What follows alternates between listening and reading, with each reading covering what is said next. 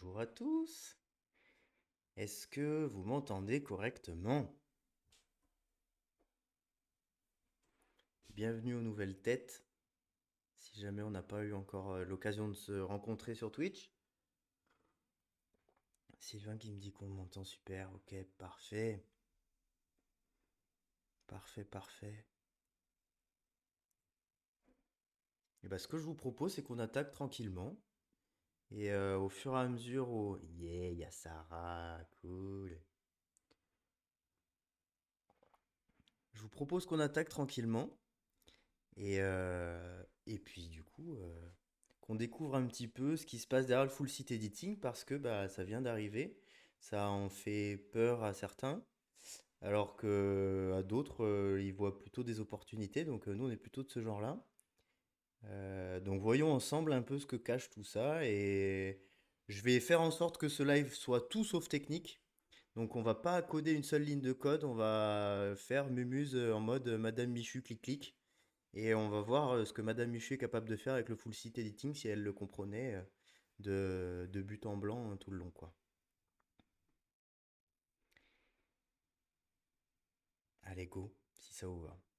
Donc, pour apprécier le full site editing, au final, je vais juste faire un petit préambule sur ce que Gut est aujourd'hui, l'éditeur qu'il était, ou en tout cas de ce qui va devenir.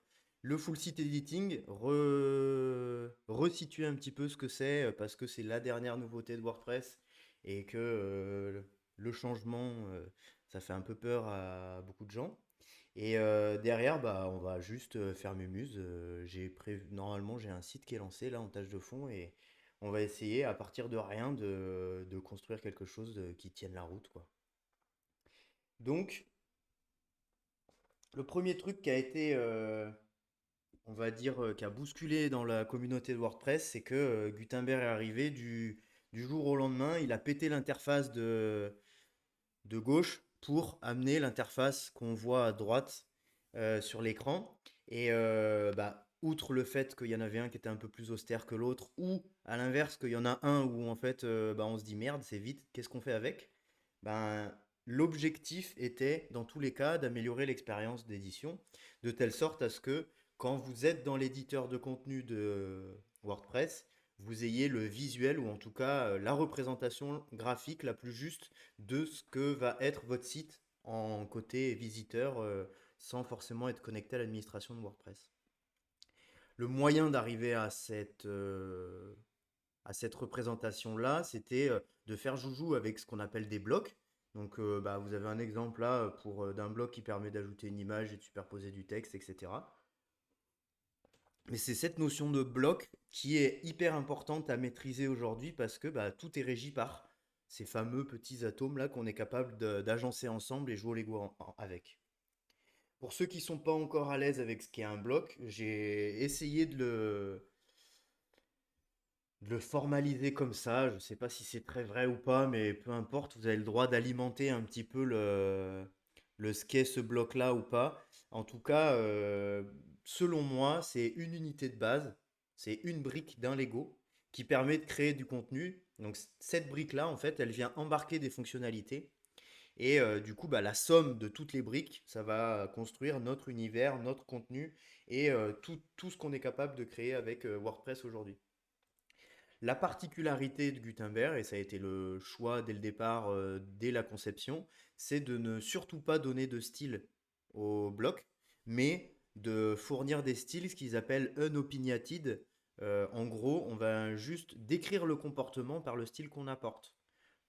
Exemple tout bête, si vous avez un média et du texte à côté, ben, le fait que vous puissiez intervertir le média et le texte, ben, c'est un comportement qui est lié au bloc et du coup le style, bah, potentiellement, ils gèrent ça avec Flex ou je ne sais quoi, ou avec Grid, et ils viennent inverser les deux grâce au style. Mais c'est la seule fonctionnalité que va apporter Gutenberg. C'est le style qui va être ajouté par Gutenberg va être du style qui est intimement lié au comportement du bloc.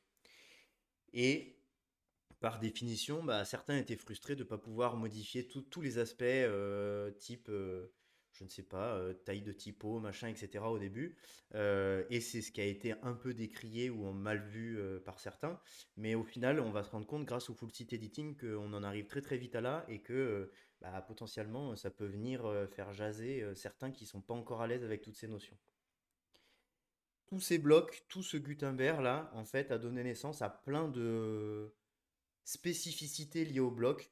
Le but du jeu, c'est pas que je fasse un historique ultra complet par rapport à tout ça, mais que vous imaginiez que en fait un bloc aujourd'hui, ben, il a quelques fonctionnalités supplémentaires, ou en tout cas quelques concepts qui lui sont rattachés et qui sont bien pratiques. Par exemple, il y a la notion de style, où en fait on va venir définir des variantes graphiques d'un même bloc. C'est-à-dire que le bloc en lui-même va garder la même fonctionnalité et il va avoir exactement la même utilité à l'intérieur de l'éditeur. Par contre, on va vouloir lui donner des rendus visuels différents en fonction de bah, son endroit dans la page, s'il est dans une colonne ou autre. Et ben, on arrive facilement à le faire grâce au style et c'est le propre même des styles. Je m'avance peut-être en disant que demain on pourra enregistrer des styles depuis l'interface, mais qui sait, on verra. Deuxième notion qui était assez utilisée, ou en tout cas qui est apparue très tôt dans l'édition avec Gut, c'est tout ce qui est bloc réutilisable. Donc vous le voyez, je l'ai mis dans l'interface. Il suffisait juste d'aller dans la barre d'outils de votre bloc, de votre contenu, et de sélectionner tous les blocs que vous vouliez pouvoir faire entre guillemets copier-coller, et vous l'ajoutiez au bloc réutilisable. À la fin, vous avez accès à une bibliothèque de blocs que vous aviez enregistrés, et bah, libre à vous de les appeler comme vous voulez, et de les réutiliser à des endroits différents dans vos pages. C'était et c'est toujours assez utilisé pour faire des espèces de bandeaux marketing qu'on voudrait en plein milieu du blog ou en plein milieu d'un article ou dans une page. Enfin bref, dès lors qu'on n'a pas à modifier ce contenu et que c'est un simple copier-coller, en tout cas on utilisait les blocs réutilisables. Et je l'oppose, et c'est pour ça que je l'ai mis sur cette slide-là, je l'oppose un petit peu à la composition de blocs. Alors j'ai essayé de respecter la traduction, même si je ne suis pas un grand fan de comment ça a été traduit. Mais en anglais, ils appellent ça les block patterns. La différence entre les deux, elle est assez simple au final. Il y a le block pattern qui vient copier-coller des blocs avec la possibilité du coup bah, de changer le contenu à l'intérieur. Alors que un bloc réutilisable, il va venir faire une instance qu'on va répéter sur différents blocs. C'est-à-dire que si je change mon bloc réutilisable qui a été utilisé sur trois pages différentes, bah, ce bloc-là va être réparti directement et corrigé sur les trois pages qu'on l'a utilisé. À l'inverse du bloc pattern, on est juste venu faire des copier-coller de structures de blocs, mais du coup, en fonction des pages, on a pu mettre du contenu différent. Donc forcément, si on modifie la structure, on ne vient pas écraser, dans le cas du bloc pattern, on ne vient pas écraser la structure qu'on aurait changée selon les pages. Donc c'est hyper important de comprendre que le bloc pattern en lui-même, c'est rien d'autre que du paramétrage de blocs qu'on serait capable de faire à la mano dans l'éditeur. À l'inverse, le bloc réutilisable, c'est vraiment la notion de je veux répéter exactement le même contenu dans différents contenus différents. J'ai dit beaucoup de fois contenu et beaucoup différents dans la même phrase là.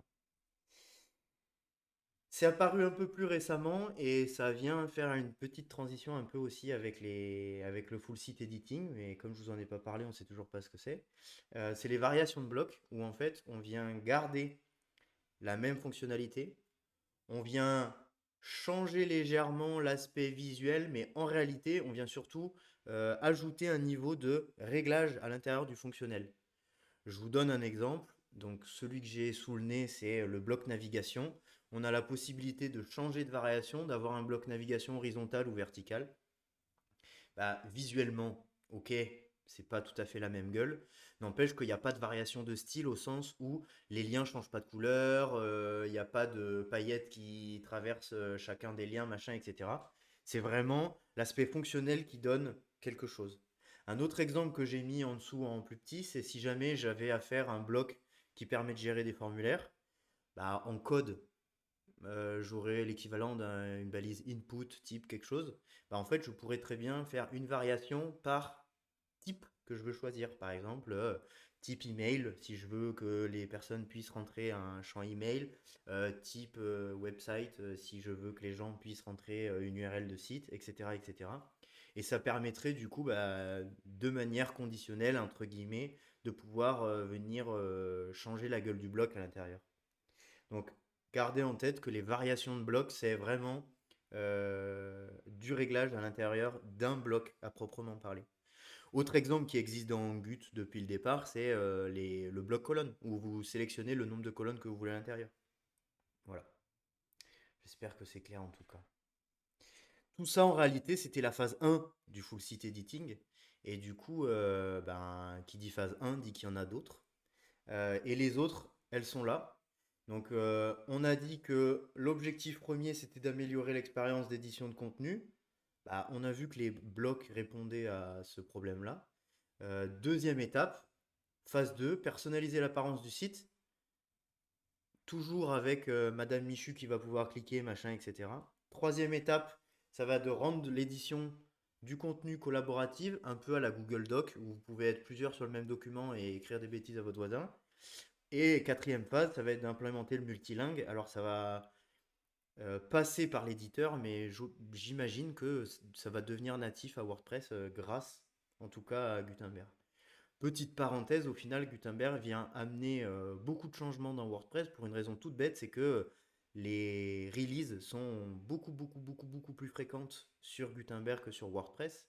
Et on peut le voir dans les mises à jour de WordPress, en fait, on embarque potentiellement plusieurs mises à jour de Gutenberg à l'intérieur. Donc c'est hyper intéressant pour suivre les évolutions de Gutenberg, d'installer le plugin. Et vous allez voir, c'est ce qu'on va faire tout à l'heure. A contrario, si vous voulez être dans un état d'esprit un peu plus safe, machin, etc., faites confiance aux mises à jour de WordPress et à ce que WordPress embarque comme version à l'intérieur de enfin, les versions de Gutenberg qu'embarque WordPress et vous aurez normalement aucun souci. Quand bien même, on utilise le plugin sur énormément de sites chez nous et on n'a jamais eu de souci.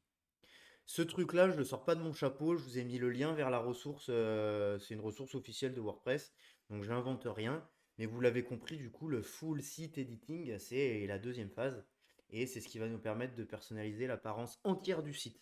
Là, on pouvait le faire à l'intérieur d'un contenu en particulier, une page, un article ou un type de contenu qu'on aurait codé à la mano. Là, l'avantage, c'est qu'on peut le faire sur tout le site en entier. Donc je vais essayer de le détailler et de prendre mon temps là-dessus et du coup de faire joujou parce que vous vous en doutez, ça fait un petit moment que là j'ai envie de vous montrer ce qu'on peut faire avec. Un premier truc, c'est que la bibliothèque des blocs a été un peu plus étoffée. Il y a eu selon moi, trois typologies de blocs qui ont apparu.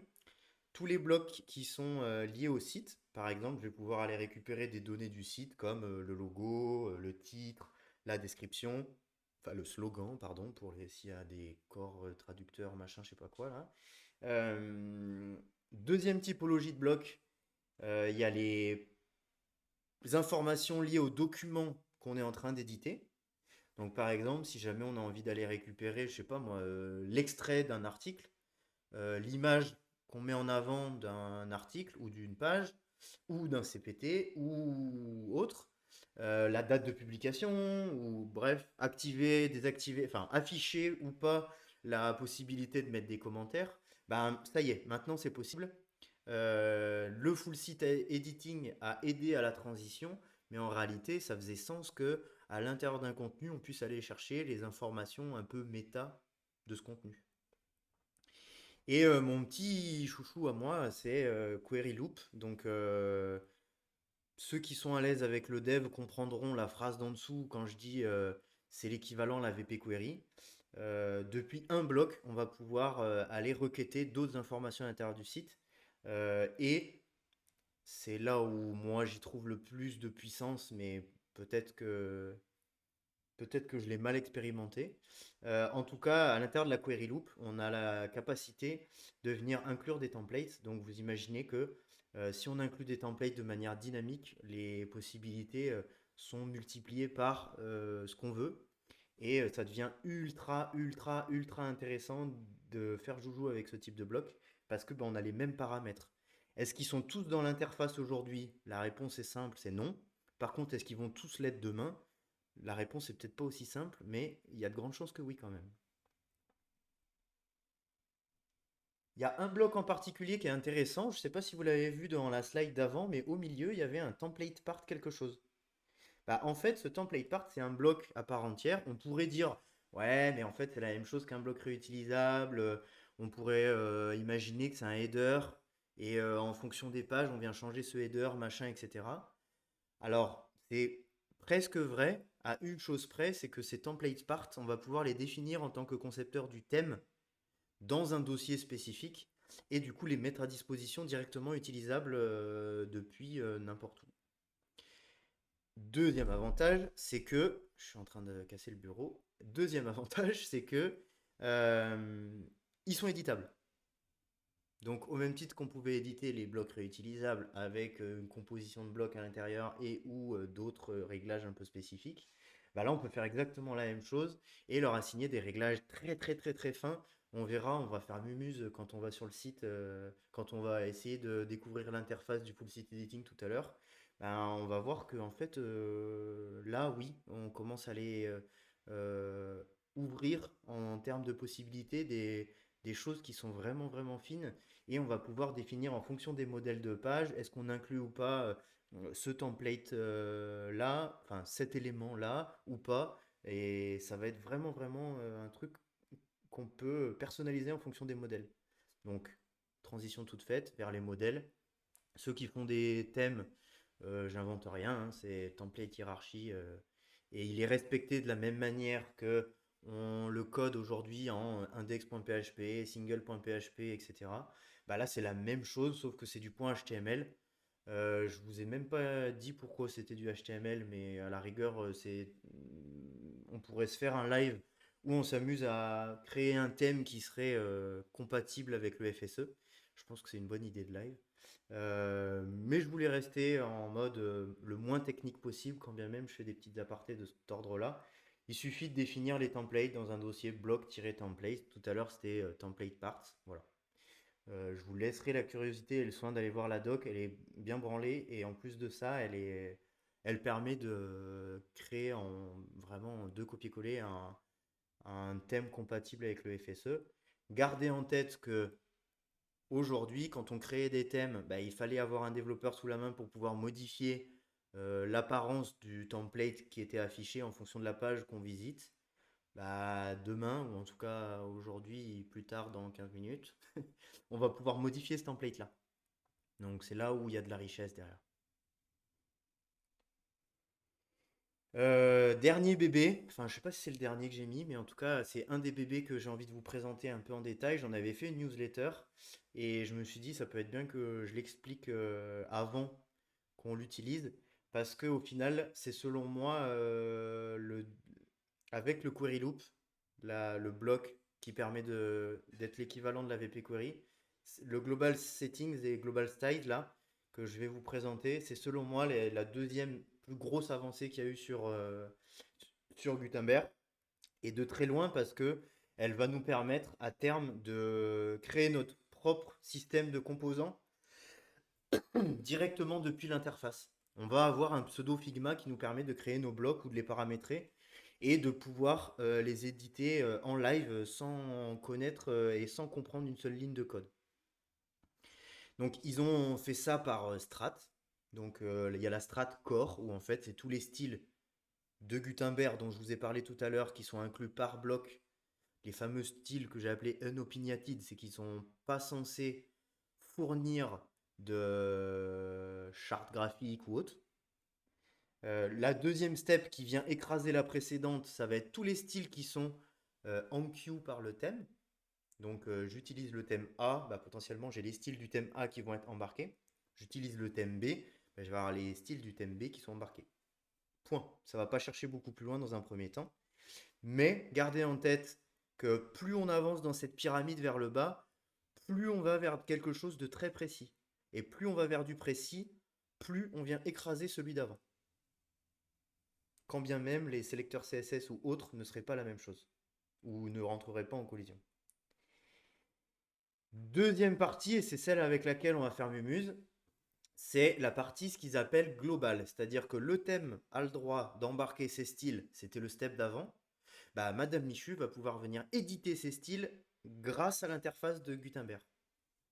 Donc là, c'est quand même plutôt cool. Pourquoi? Bah, parce que, ah tiens, finalement, j'ai pas besoin d'aller appeler mon agence pour venir éditer trois pétouilles qui finalement me chafouinaient, mais avec lesquelles je suis capable de m'en sortir.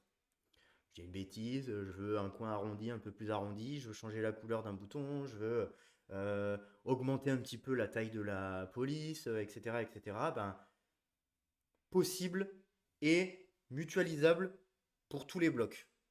Attention, aujourd'hui, il y a quand même peu de thèmes qui le prennent en compte. Tous les réglages qu'on va faire dans le global, au global, il y a peu de thèmes qui les embarquent et du coup qui affichent et respectent les réglages qu'on fera dans le full site editing. Mais je vous le montrerai quand même parce que je pense que ça va très très vite se généraliser.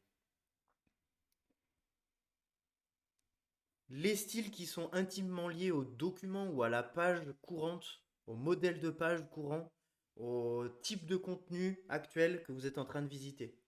Donc, si je récapépète, juste avant, on était au global sur tout le site en entier. Là, on est sur un modèle de page en particulier. Bah, si jamais il y a des styles qui sont spécifiques à ce modèle de page, sous-entendu à un des éléments du template hiérarchie, etc., et ben on va pouvoir venir encore une fois ajouter des styles spécifiques à ce layout.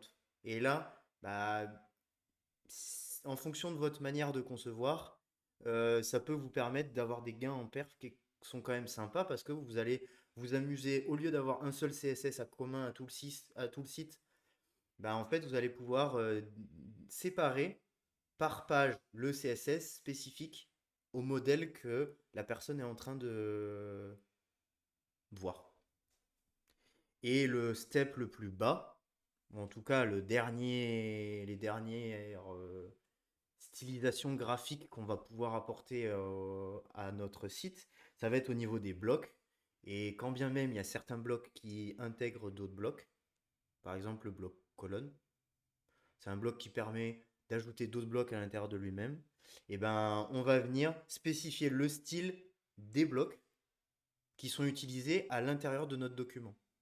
Donc chaque bloc va avoir sa feuille de style et elle ne sera inclue à l'intérieur de mon template que si ce bloc est utilisé dans mon template ou pas. Donc vous comprenez aussi là l'aspect de je viens charger des ressources CSS que si elles sont utilisées.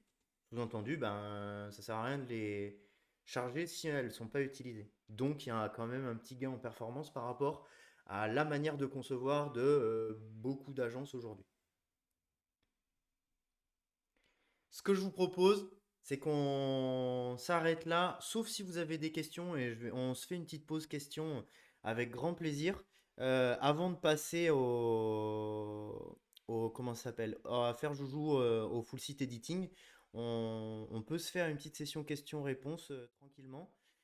Est-ce que vous avez, enfin, est-ce que c'était clair? Faut pas hésiter à me le dire et je peux revenir sur certains points. Et si jamais ça ne l'est pas, est-ce que vous avez des questions en particulier?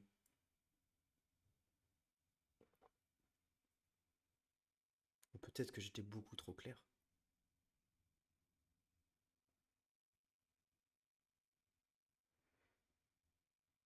J'ai pas de réaction. Je sais pas si vous êtes encore vivant ou pas. Comment tu vois le cadrage des clients? Quand tu dis cadrage, Sylvain, c'est quoi? En mode comment on va les éduquer à ça ou comment on va faire en sorte de les faciliter dans ils n'ont pas à faire tout ça, c'est nous qui allons le faire.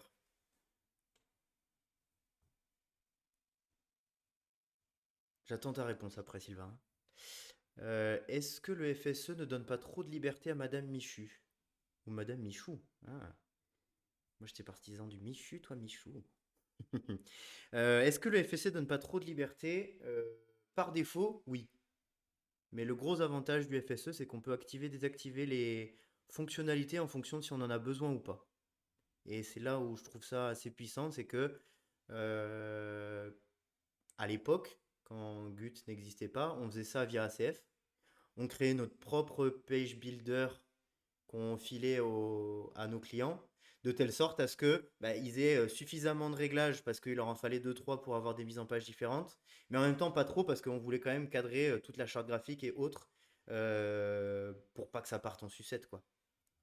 Mais pour répondre un tout petit peu plus loin, c'est que je pense que le travail du FSE à proprement parler, c'est-à-dire faire la gestion des styles au global, créer l'univers de composants, la bibliothèque de tous les composants, machin, je pense que ce sera toujours le rôle des agences de le faire. Sauf si Madame Michu est éduquée à ça, et à ce moment-là, ben, elle sera à même de le faire sans une agence, quoi. Ok, donc ta question, Sylvain, c'était est-ce que tu vois le cadrage des clients? Est-ce vont avoir tendance à casser les designs? Je pense que j'ai commencé à y répondre un petit peu au-dessus, en mode je pense que ça va pas être les clients directement qui vont faire joujou avec le full site editing. Je pense que ça sera les agences dans un premier temps. Et les clients, selon moi, enfin notre rôle, en tout cas, ça va être de les éduquer à comprendre ce qu'est un bloc et comment on les agence au sein d'une page. Quand bien même, j'insiste sur le fait que c'est pas leur métier de faire des mises en page, entre guillemets. Il va falloir que l'agence ait un devoir de conseil de ce côté-là. Jusqu'où Madame Michu pourra-t-elle modifier le site? Ce sera forcément en lien avec le thème qui aura été développé. On va voir que je vais choisir un thème au pif. Alors, je ne vais pas le choisir tout à fait au pif parce que je vais vous montrer quand même comment je le choisis. Mais je vais quand même en choisir un au pif parmi ceux que je choisis. Et on va voir que le thème, tôt ou tard, on peut s'en foutre. Je pense comme toi qu'on va continuer à accompagner, éduquer les... Ouais, ouais, mais c'est obligatoire. Enfin, obligatoire. Je vois pas comment ça ne peut pas être comme ça pour une raison toute bête. C'est pas leur métier, en fait. Leur métier, c'est de parler de leur métier avec une finesse telle que... Mais notre métier, ça reste quand même de les aider à agencer du contenu, à rendre ça graphiquement viable ou techniquement performant, j'en sais rien. Mais en tout cas, notre métier, il est dans le conseil et dans l'accompagnement, voire dans l'éducation dans certains cas, hein, parce qu'il y en a qui débarquent et ils savent pas du tout ce qu'est le web, hein. Euh, Mais je pense que oui, on est loin d'être mort, hein. Au contraire, je le vois plus comme un outil qui va nous faciliter la vie et aider entre les métiers à communiquer. Alors Gutenberg était déjà un bel outil pour communiquer entre le design system et la pensée orientée objet en dev, mais entre d'un côté les techs et de l'autre côté les designers, hein, j'entends. Je pense que c'était déjà un bon outil, mais est-ce que les modifications interviennent sur les blocs custom? Sur des blocs custom, on va pouvoir activer, désactiver les fonctionnalités. Il y a un hook qui existe déjà qui s'appelle Use Settings. Si jamais ça t'aide, Antoine, tu peux aller fouiller de ce côté-là. Ça te permet de dire j'autorise pour mon bloc euh, qu'on puisse paramétrer ce settings-là, ce paramétrage. Je débloque ce paramétrage-là et ça sous-entend que tu peux l'utiliser et faire varier ton fonctionnel en fonction des settings. J'ai pas trop compris la différence entre un template part et un block pattern car les deux sont définis dans le code. Euh, Presque. Euh, le block pattern, et je le résume à ça, c'est ça nous fait chier de le refaire à chaque fois à la mano dans l'éditeur, une certaine composition de page ou de partie de page. Et du coup, il y a des gens bien sympas qui se sont dit on l'enregistre et on le met dans la bibliothèque qui s'appelle composition. Et ça, c'est le bloc pattern. Le template part, potentiellement, c'est pas tout à fait la même chose parce que il va être commun à plus de typologies de contenu. Block pattern, j'imagine que en fonction des pages, je l'utiliserai ou je l'utiliserai pas.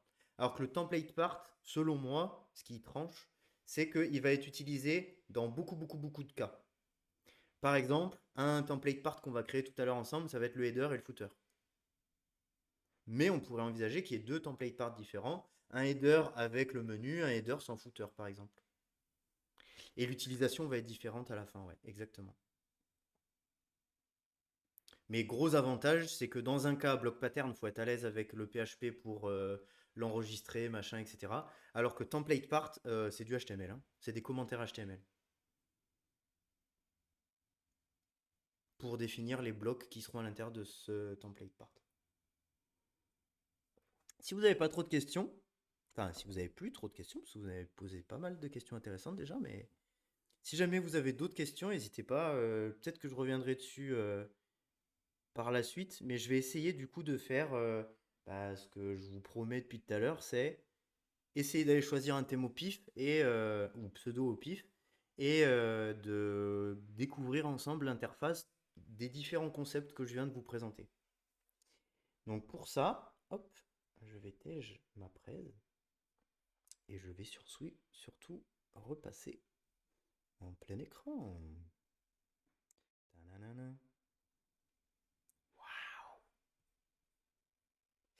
Alors, où c'est que j'ai caché mon petit site? Je l'ai appelé ToWish parce qu'on est en train de diffuser sur ToWish. Hop. Il mouline un peu quand même le monsieur. Alors, tac. Pour info après, si jamais j'ai pas le temps de vous le montrer, je vous le montre maintenant. Je vous ai mis quand même, on vous partagera les slides et je vous ai quand même mis quelques ressources qui me paraissent hyper intéressantes, dont la dernière que je vais parler tout de suite. Et c'est pour ça que je vous le montre maintenant, parce que les slides sont un peu à l'envers du coup. Euh, je vais me baser sur un des thèmes qui sert d'expérimentation pour lié à Gutenberg et les nouvelles fonctionnalités de Gutenberg. En fait, ils ont un repo qui s'appelle Theme Experiment, qui est, je trouve, assez bien branlé, et où en fait, vous voyez, il y a des thèmes qui sont testés comment ça s'appelle? En lien avec les dernières fonctionnalités de Gutenberg. Et au fur et à mesure, en fonction des thèmes, ils mettent le thème plus ou moins à jour par rapport aux dernières fonctionnalités de Gutenberg. Euh, Et ce que je vous propose, c'est que on utilise un des deux derniers parce que c'est des versions les plus récentes. Là, Gutenberg est en version 11 point quelque chose. Euh, que ce soit le 2021 block ou Armando, au final, c'est les deux versions qui sont le plus à jour par rapport aux dernières fonctionnalités du full site editing, etc. Et c'est en ça où j'ai dit j'en prends un au pif, mais pas tout à fait, parce que on va voir que ça demande quand même au thème d'avoir autorisé les fonctionnalités du full site editing pour être à l'aise avec quoi. Donc, hop, si je vais sur twitch.local, normalement, et que je vais direct dans l'admin, je devrais avoir de quoi m'amuser un petit peu. Ok, donc mon site est complètement vide. J'ai normalement pas grand chose comme contenu si ce n'est le contenu par défaut. Donc la page d'exemple machin, et dans les articles, je dois avoir un article. Ok. Dans apparence, j'ai le thème par défaut qui est 2020, mais du coup, on a dit que 2021, pardon, mais du coup, on a dit que ça serait bien qu'on télécharge un des deux. Si jamais vous êtes déjà à l'aise avec 2021, on va partir sur celui-là, par exemple, et comme ça, alors c'est un peu con parce que j'ai fait la démo avec l'autre quand j'ai fait mes muses, j'ai essayé de reproduire un petit site de restaurant à la mano. Je vous montrerai un peu à quoi ça ressemble à la fin. Et j'ai utilisé l'autre thème du coup, et vous allez le voir.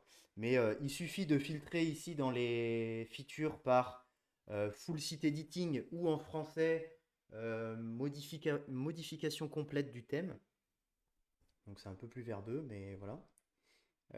Et en fait, vous allez voir qu'il y a quand même pas mal de. Il y a Blockbase aussi que j'ai testé un petit peu sur mon temps libre.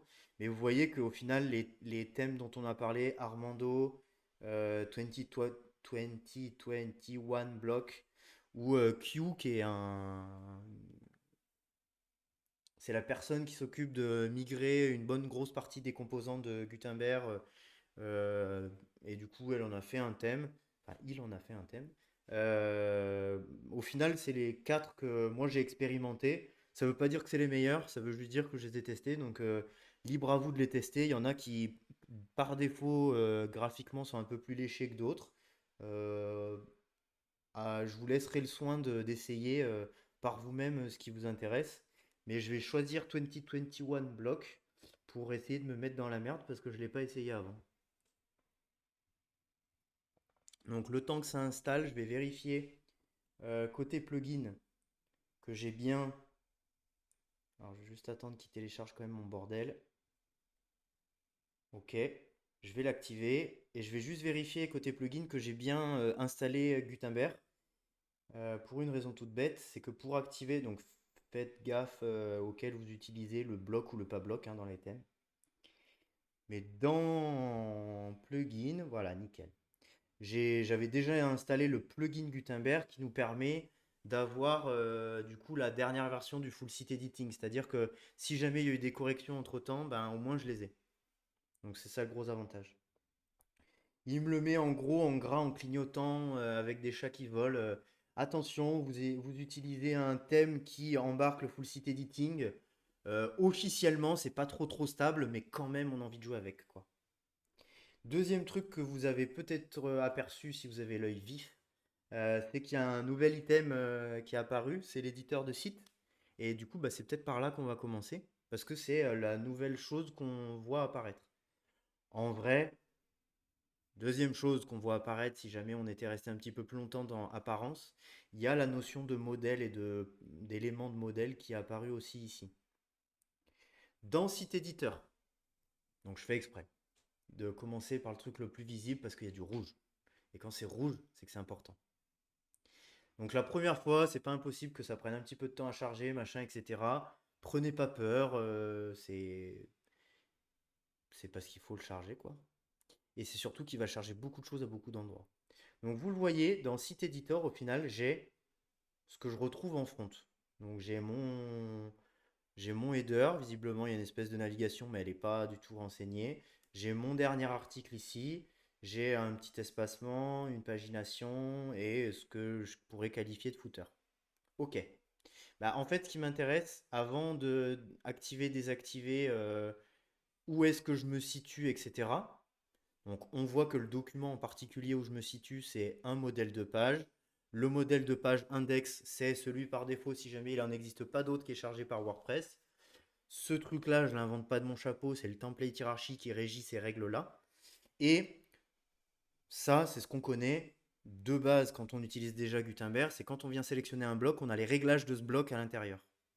Ben, au lieu de commencer par ça, je vais commencer par l'autre icône. Pourquoi? Parce que c'est selon moi là où va se passer le plus gros du bordel demain. Pourquoi le plus gros du bordel? Bah parce que on a dit que les Global Styles, c'était la version intermédiaire après le corps, après le thème, et du coup, c'est à ce niveau-là qu'on pouvait venir interférer les styles par défaut du site en entier. D'accord? Si vous vous souvenez de la pyramide, il y avait les thèmes par défaut, les styles par défaut de Gutenberg qui étaient chargés. C'est ce que j'avais appelé core. Et c'est ce que eux ont appelé core. Hein, j'ai rien inventé du tout. Deuxième truc, c'était le style des thèmes.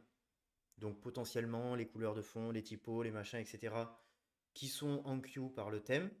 Et troisième niveau, et c'est là où on est là en ce moment même, c'est les global style où on va pouvoir venir interférer sur la gueule que va avoir notre document.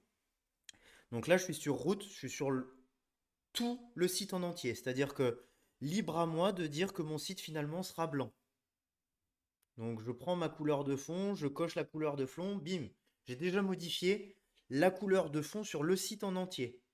Ouais, mais là, tu vas me dire, t'es un petit rigolo, ça on pouvait déjà le faire, il suffisait d'aller dans le customizer et puis en fonction des thèmes, on pouvait changer ou pas l'apparence du thème en entier. Oui, bah là, je suis désolé, mais il n'y a plus besoin de le déclarer dans le customizer. Donc ça économise du temps de dev. Deuxième chose que je trouve assez rigolo, c'est qu'on va pouvoir venir, au même titre que dans Figma, rajouter dans notre palette de couleurs des couleurs propres à nous en fait, propres à notre site. Donc on pourrait très bien imaginer avoir une palette de couleurs qui est commune un peu à tous les sites parce qu'on s'est fait chier à réfléchir au contraste entre les couleurs, machin, etc. Mais en fait, par site, on va pouvoir venir déclarer, je sais pas, la tonique ou la couleur principale ou les couleurs de boutons, etc., etc. qui seraient communs à tout le site. Donc là, par exemple, j'ai envie de définir que mon bordel va être rouge un petit peu comme ça. Et je vais l'appeler le rouge un petit peu comme ça. Donc vous donnez un nom de couleur et vous lui assignez une valeur. Vous voyez qu'automatiquement, dès lors que ma palette de couleurs est utilisée quelque part, bah, en fait, elle est mise à jour avec ce que je viens de créer comme couleur. Donc là, par exemple, je dis j'ai envie de passer tous les liens en rouge parce que c'était ma couleur tonique. Ok, pourquoi pas. Donc ce truc-là, je répète, c'est au niveau du site en entier que je suis en train de paramétrer. Donc quel que soit le modèle de page, quel que soit l'élément à l'intérieur, je viens modifier le style de tous ces éléments en même temps. Ça sera mon style de base entre guillemets. De la même manière, en fonction des thèmes et en fonction des typos qu'ils auraient implémentés, vous allez avoir le choix ou non de changer les typos, de changer la taille de la typo. Donc pareil, ce truc-là est modifiable et est personnalisable depuis le thème. Mais vous avez le luxe de choisir par la suite si jamais vous voulez le changer ou pas. De la même manière, vous pouvez corriger entre guillemets l'espacement entre chaque ligne, la hauteur de ligne entre les textes. Et pourquoi pas la graisse de la typo si jamais la typo aurait plusieurs graisses. Alors faites gaffe, il suffit que la typo soit déclarée, mais que tous les fichiers de police ne soient pas intégrés dans le thème, et du coup, ben, vous auriez choisi une graisse qui n'est pas forcément chargée en front. Vous direz que ça marche pas, machin, etc. Mais c'est peut-être lié au fait que ce soit pas chargé en fait. Ok, on a fait ça au niveau du thème. Et ben, deuxième claque de la vie, c'est qu'on peut faire ça par bloc. Et là, ça devient très, très, très, très, très, très, très puissant. J'en ai peut-être oublié un. C'est-à-dire que je vais pouvoir définir la couleur, la typo, pour le moment, de chacun de mes éléments. Donc, typo, couleur de mon bouton.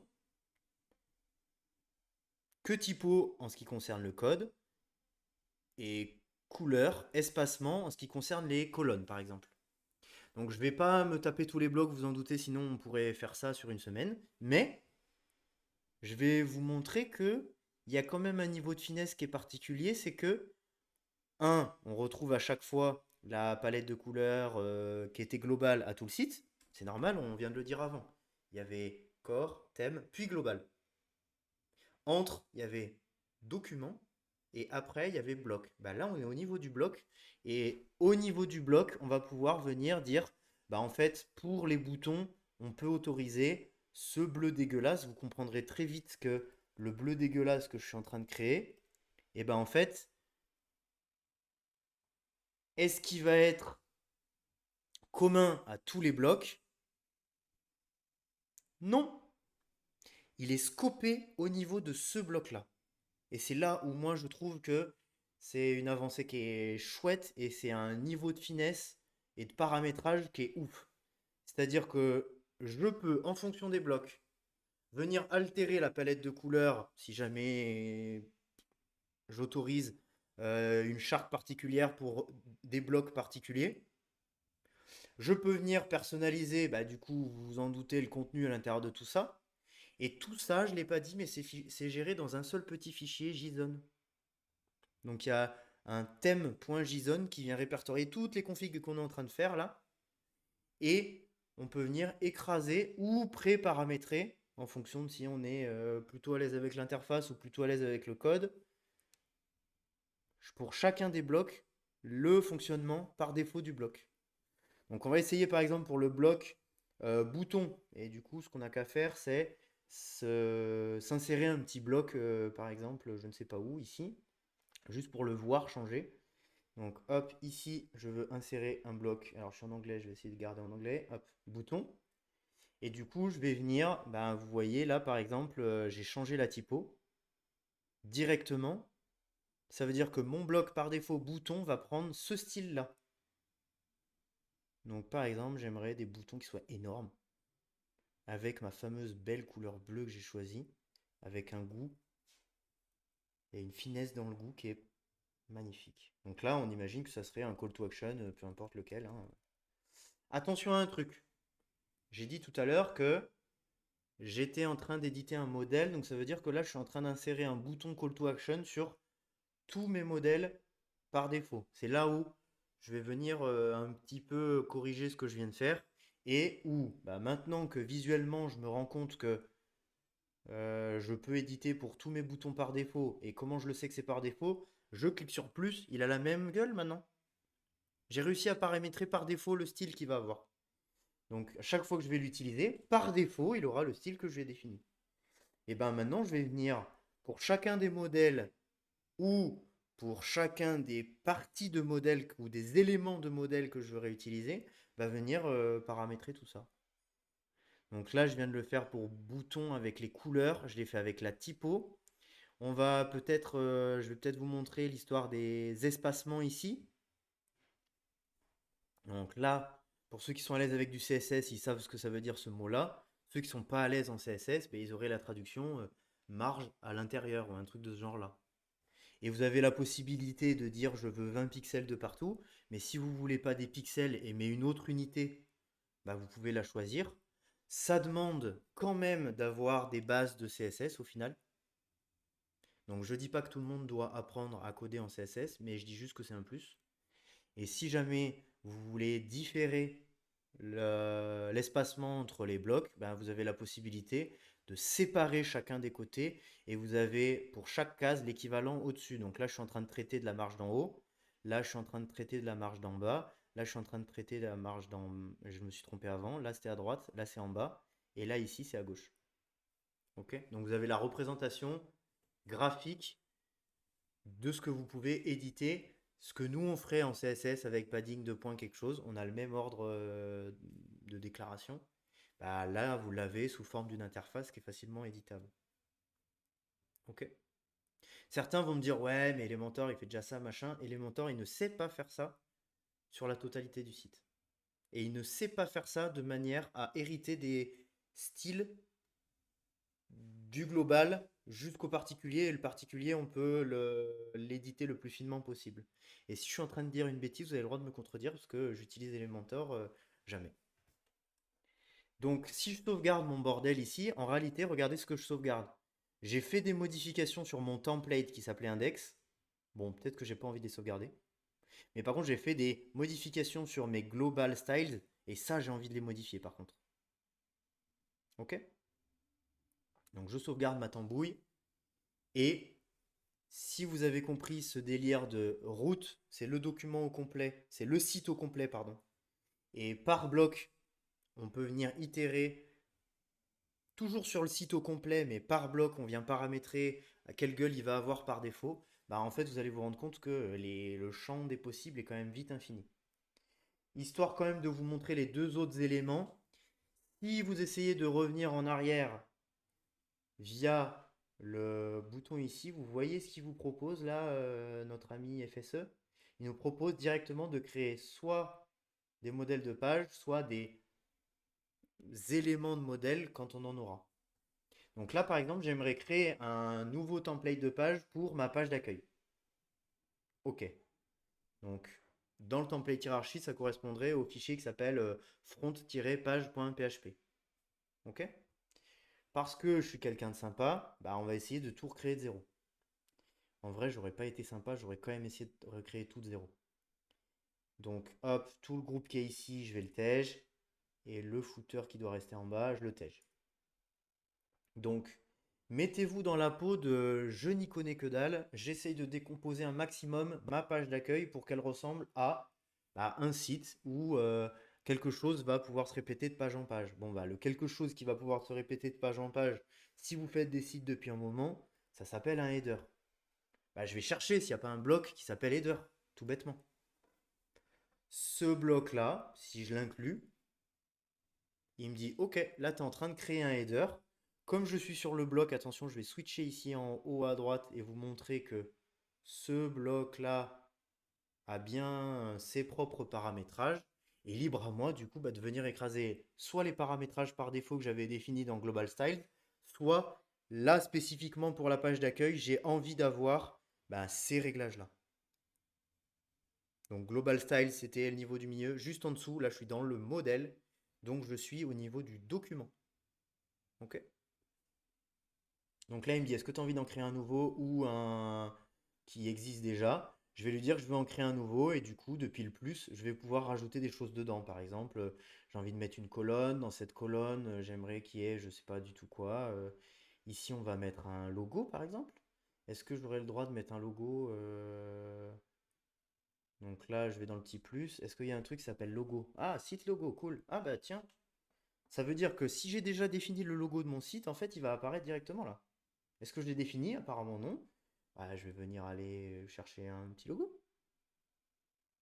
En vrai, je sais pas du tout si j'en ai un sous la main. Est-ce que j'en ai un qui traîne? Ça peut faire peur, hein, mon fichier de téléchargement. Donc hop, voilà. Un petit logo de Tailwind par exemple. Tap.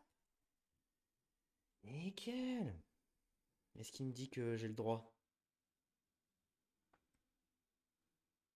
Parfait. Sélectionner.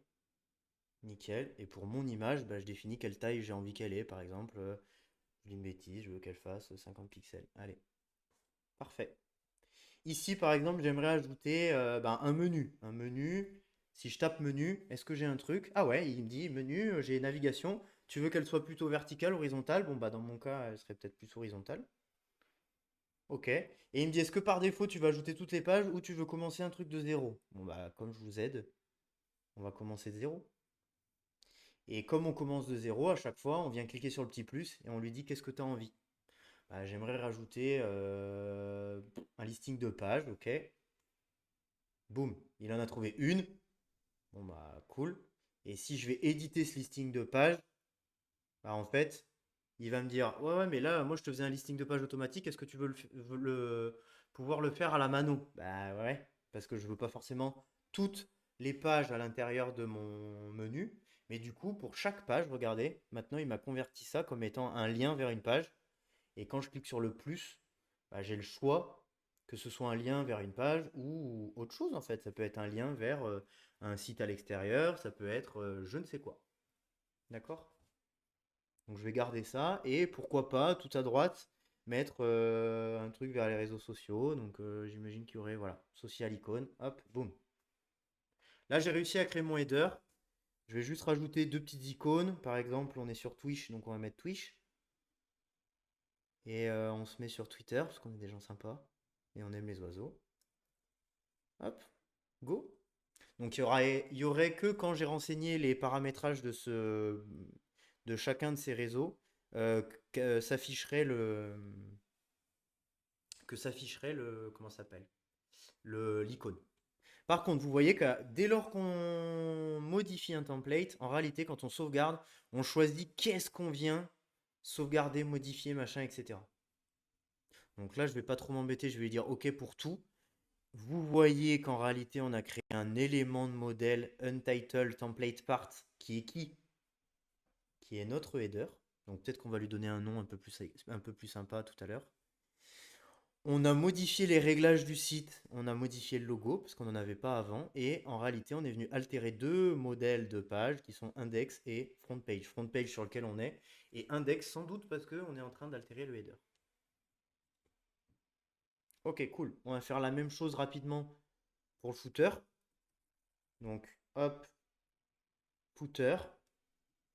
Nickel. On va dire que je choisis celui qui existe déjà si jamais il y en a déjà un. Hop, très bien. Et comme ça, j'ai déjà mon footer. Le dernier truc qui va me rester à faire à l'intérieur de ma page d'accueil, c'est au final déterminer, je veux le contenu de ma page. Bon, je me rends compte que je ne l'ai pas. Est-ce que j'aurais pas... Ah mais si, c'est parce qu'il avait du mal à rafraîchir. J'aimerais afficher le contenu de ma page, donc post content directement. Nickel.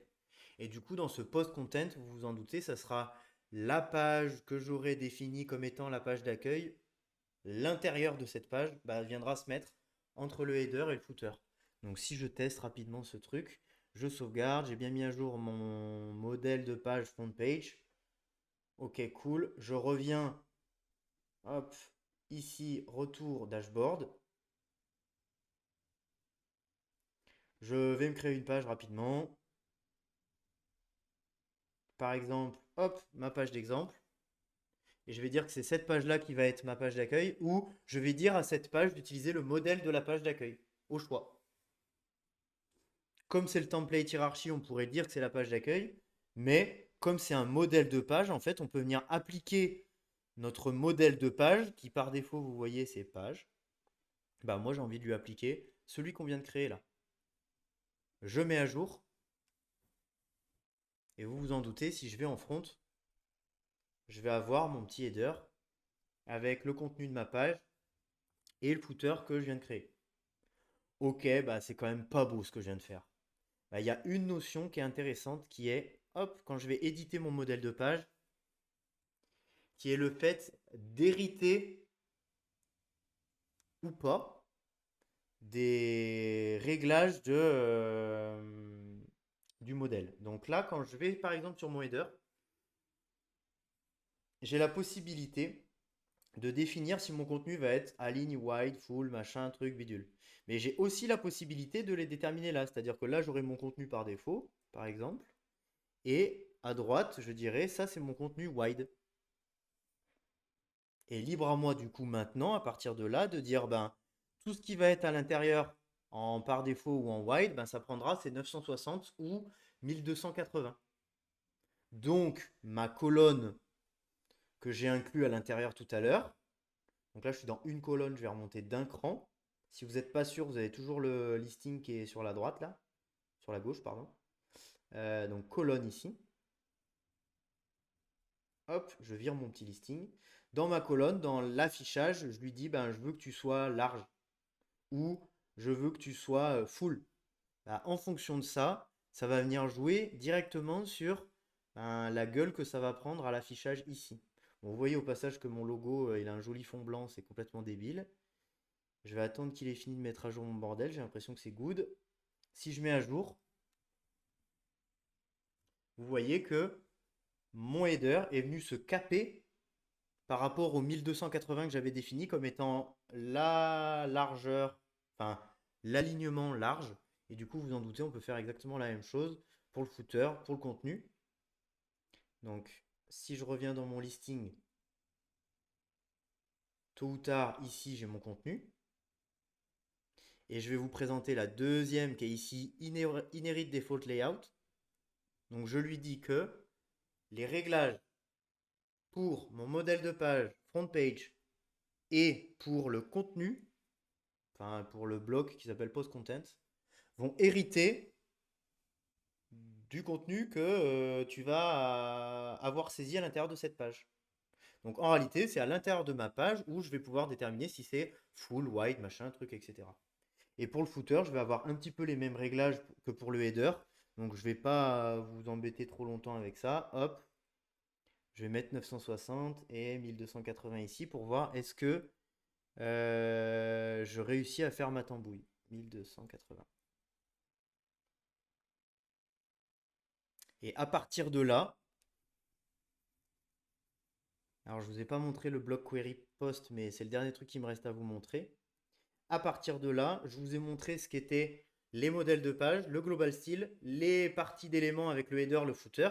Et vous voyez que mon site ressemble entre guillemets au site par défaut de comment il s'appelle 2021. Sauf que j'ai pu personnaliser tout ce qui allait s'afficher à l'intérieur de mon site. Dernière chose qui me reste à vous montrer, c'est le bloc query loop que vous pouvez insérer de partout. Et après, promis, j'ai terminé. Le bloc query loop, je vous ai dit, si vous vous souvenez, que c'était l'équivalent de la VP Query. La VP Query, elle sert à quoi dans WordPress? En réalité, elle sert à aller requêter, d'où le nom query, d'autres documents, d'autres data qui ne sont pas nécessairement liés au contenu que je suis en train d'éditer. Donc là, j'ai mon contenu, c'est une page, etc. Bah, en fait, si j'ai envie d'aller requêter d'autres choses, par exemple, j'aimerais aller faire un listing d'articles à l'intérieur d'une page, bah, les deux sont pas intimement liés en fait, bah, je vais pouvoir utiliser ce qu'ils appellent Query Loop. Donc ceux qui sont à l'aise en dev comprennent ce que veut dire la boucle, mais ceux qui sont pas à l'aise en dev, le fait que ce soit une boucle, ça sous-entend qu'on va répéter quelque chose. Bah, du coup, qu'est-ce qu'on va répéter? Bah, on va répéter le template qu'on va pouvoir venir définir à l'intérieur de ce fameux bloc. Donc ce bloc encapsule un autre bloc qui va être répété. Qui va être répété combien de fois? Bah, autant de fois que ce que nos paramétrages vont réussir à venir récupérer comme data de l'extérieur. Donc on va voir un peu comment il vient chercher tout ce bordel. Donc là, par exemple, je lui dis d'aller répéter image plus titre avec le lien sur le titre. Très bien, hop. Et pour mon bloc query, regardez à droite, j'ai la possibilité de venir déterminer qu'est-ce que j'ai envie d'aller requêter. Donc là, je lui dis d'aller chercher des articles. Je pourrais aller chercher des pages, je pourrais aller chercher ce que j'ai envie comme type de contenu. Je pourrais lui dire, ça c'est pour une utilisation un peu plus avancée, de récupérer par rapport à la page actuelle la requête qui est faite naturellement par WordPress. Ou bien, bah là, je vais lui dire par exemple d'aller récupérer tous les posts qui contiennent par exemple le mot-clé Hello. Ou tous les posts qui seraient dans la catégorie je ne sais quoi, etc., etc. Vous avez la possibilité de les trier de A à Z, du plus récent au plus pas récent, au plus ancien, etc., etc. Et c'est selon moi euh, le bloc qui va être le plus puissant dans les années à venir parce que vous avez, alors, et c'est là où je vous montre les réglages en plus, vous avez la possibilité d'aller agir sur tous les réglages, les mêmes réglages que le bloc VP, enfin pardon, l'objet VP Query qui existe dans WordPress. Et c'est là où je trouve que c'est une avancée de ouf malade par rapport. Je dis pas que les autres blocs sont pas du tout intéressants, je dis juste que le fonctionnel de chacun de ces blocs est beaucoup plus simple comparé à celui-là. Et c'est pour ça que je voulais vous montrer celui-là en partie. Et si jamais vous avez des questions, ben, c'est le moment de les poser. Alors, où est-ce que j'en étais?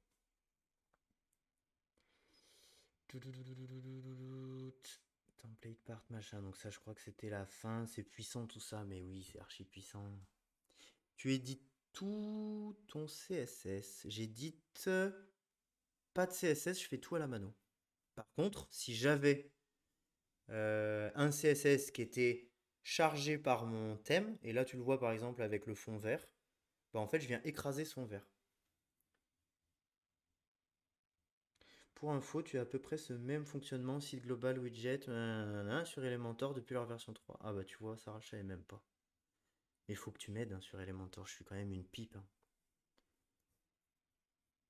La pagination manque encore. Il y a un bloc pagination. Alors, merde, vous voyez plus mon écran. Je vais me mettre sur la pause KitKat, comme ça vous voyez encore mon écran. Mais il existe à l'intérieur du bloc query, tu as un bloc qui s'appelle query pagination CityWiz et tu peux l'utiliser et tu peux personnaliser. Il y a tout à fait la possibilité de définir, tiens, page suivante, page précédente, ou mettre des petites blagues, inverser les deux. Afficher ou pas les chiffres, etc., etc. Ce qui me fait peur dans le full site editing, c'est que tout va être en BDD, genre pour les queries, je suis plus rassidé d'avoir en code, donc versionné. Oui, oui, complètement, hein, moi aussi, je préfère que ce soit dans le template et versionné. À l'inverse, je me dis quelqu'un qui est à l'aise avec ça, en fait, il permet d'aller. Bon, ben mon ordi veut plus travailler avec vous là. Je sais pas pourquoi. Je vais me remettre en question. Mais pour répondre à ta question, CityWiz, il y a bel et bien un bloc pagination. Moi aussi, je préfère que ce soit versionné, etc. Mais en fait, je me dis que en fonction des sites, il y a des pages à proprement parler qui peuvent être un peu en dehors des autres. C'est-à-dire que ton template de page est vrai dans 99% des cas, et en fait, tu as 1% où putain merde, en fait, je voulais un truc spécifique. Et plutôt que de créer un modèle de page en dur, Parce que potentiellement, il pourrait être répété, mais avec des contenus différents. Enfin bref, il y a des cas où the content, le jour où tu veux le splitter en deux, tu peux pas. Autre que faire des get excerpt 0, 1, machin, les chouettes. Mais c'est pas le truc que je trouve le plus propre au monde. Bah, en fait, tu as la possibilité de quand même l'éditer via l'interface, et c'est là où moi je trouve ça super puissant, quoi. Euh, Ce qui me fait peur dans le full site editing, c'est que tout va être en BZD machin. Ben, c'est ce que je viens de lire, donc je suis un peu teubé. Tu parlais du thème JSON. Si tout est stocké dans ce fichier, on ne risque pas d'avoir un fichier énorme et ingrat. Si, complet, hein. Si. C'est pour ça que je pense que tôt ou tard, ça vaut le coup de faire des imports de ce truc JSON quelque part et d'aller requêter ce fichier qui importe tous les JSON. À terme, pour Fantassin, je pense qu'on va s'orienter vers, on split tout par bloc. On aura des buttons.json qui définissent que les settings des buttons, euh, postcontent.json, etc., etc. Et je viens tout inclure dans un thème point quelque chose et je fais des merges. Un peu à la Tailwind, hein, au final.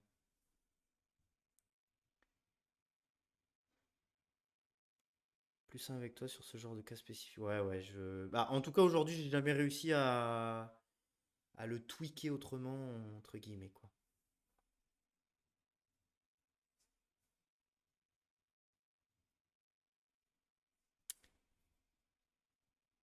Est-ce que vous avez des questions par rapport à tout ça? Peut-être que je peux vous montrer si j'arrive à...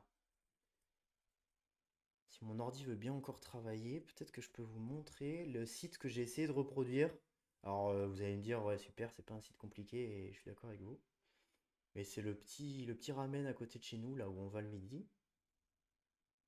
Et je me suis dit, pour la blague, je vais essayer de reproduire ce truc à partir. Donc là, j'ai utilisé Armando ou Armanda, je sais plus comment il s'appelle le thème. J'ai essayé de reproduire à partir de ce thème-là le site d'un resto d'à côté de chez nous, quoi. Et hop. Donc encore une fois, vous attendez pas à un exploit, hein, mais ça a le mérite que ça m'a pris environ 30 minutes et que j'ai rien codé. Donc hop, faut peut-être que je vous repartage l'écran. Bravo pour la presse en tout cas. Merci. Intéressant de voir vers quoi Gut nous emmène. Ouais. Et puis, bah, peut-être pas le prochain, parce que Jojo, il a peut-être envie de dire des bêtises aussi, mais promis, je vous fais un live sur comment on crée un thème compatible Gut, parce que il y a de la finesse derrière tout ça qui est ouf. Enfin, où moi, je vois un champ des possibles euh, qui est démultiplié de par le fait que Madame Michu puisse l'éditer, en fait. Et, et pourtant, je suis pas un grand fan que Madame Michu puisse éditer ces trucs-là, hein, mais quand même. Je me rends compte que ça vient quand même aider à simplifier des concepts qui sont loin d'être simples à la base, en fait. Super intéressant, prometteur le FSE. Eh ben, je t'en prie, Sarah. Tu vas devoir faire un live sur Elementor que je comprenne ce qui se passe dans la 3, hein, parce que déjà les autres versions, je les connaissais pas. Alors, la 3, t'imagines bien que bon. Bon, j'essaie de vous montrer ce site-là, mais mon ordinateur, il veut pas trop travailler là. Hop, tac. Petit interlude. Interlude Fujiyama Ramen. Donc c'est le petit ramen. Si vous êtes à Lyon, et ben c'est très bon. Attendez, là je. Ah non, c'est bon. Donc ça c'est le site. Il y a un peu de parallaxe, machin, truc bidule. Hop. Donc j'ai essayé de reproduire la page d'accueil. Ça m'a pris 15 minutes top chrono promis.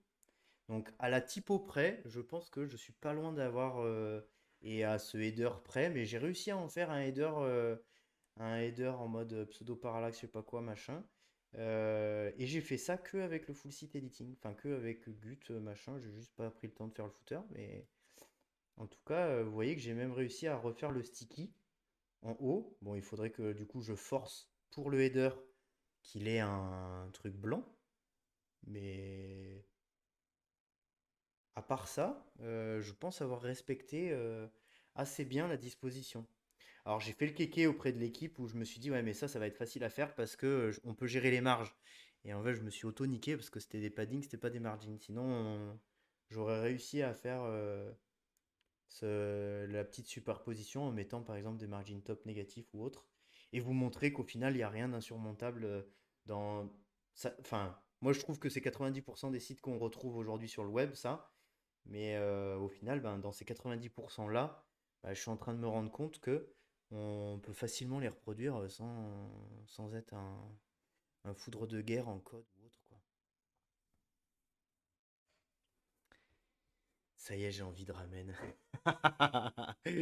Faut vraiment tester Fujiyama, hein. Ils sont vraiment bons. Et on n'est pas actionnaire chez eux, on gagne pas de sous à leur faire de la pub, hein. Est-ce que vous avez des questions? Parce que au final, je vous ai exposé quand même pas mal de concepts. J'ai essayé de rester simple pour que ça reste accessible pour tout le monde aussi et que ça devienne pas un truc d'illuminé. Mais je pense que la prochaine fois, ça vaut le coup d'essayer quand même de faire un thème de zéro et où on rajoute les fonctionnalités de Gutenberg au fur et à mesure, quoi.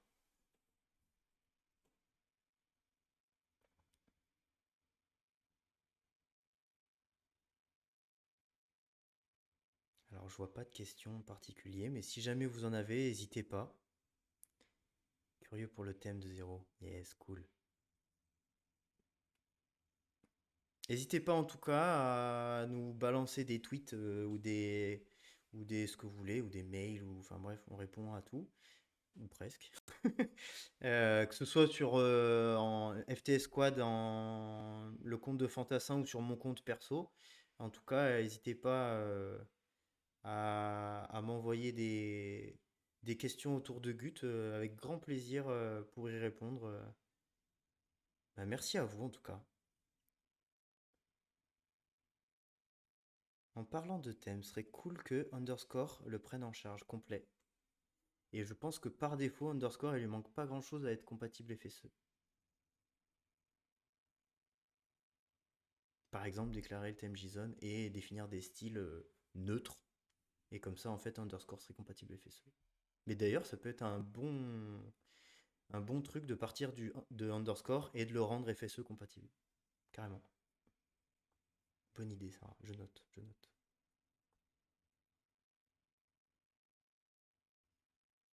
Bon, bah c'est top.